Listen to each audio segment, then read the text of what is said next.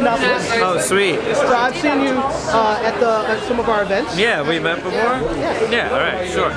You were just like, you look vaguely familiar. No, you do. You look very familiar. Yeah. All right, so can you tell us a little bit about your character in this and what drew you to the part? He's an idiot. He's an idiot. He's really naive, very innocent, just kind of oblivious, but when it comes to women, but really optimistic. You know, he's sweet. Like half the time I was cringing and bracing myself for even like saying some of these lines and getting in these sort of situations. But it is sort of refreshing to have someone so uncynical.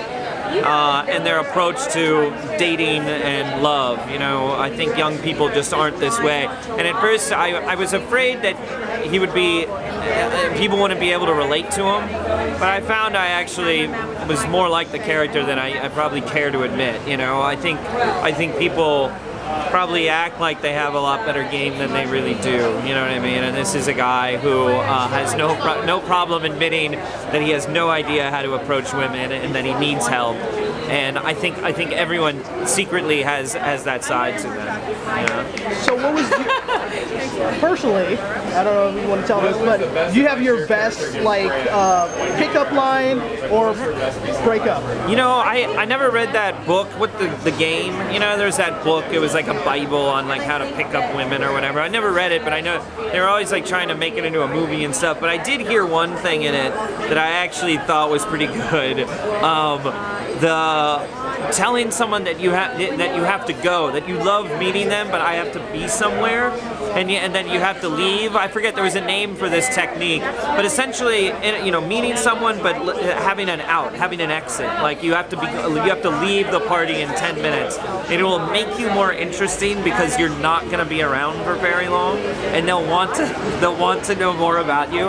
I thought that was sort of an interesting technique. Does that work? Yeah, no, I don't know. For me personally, no. But see, I have no problem approaching a girl. Everything that happens next. It's like everything. I'm fearless when it comes to like going up to a girl I think is attractive. It's just what comes out of my mouth and the way my body moves and my face looks. All the combination just doesn't end well. But you know, he does some really dumb things in this movie. Astor, my character.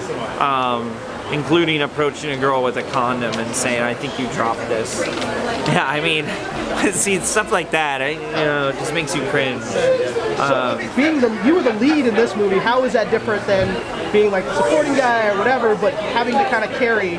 Yeah, it's definitely, well, I think with anything, and granted, you know, this isn't Joss didn't produce this or direct this, but he, you know, it's all Joss Whedon people that created it. You know, we all came together working under Joss. So you always feel a kind of responsibility to his fans, and I think, you know, no matter how big the part, I think you feel that kind of pressure and responsibility to live up to, you know, his caliber of work.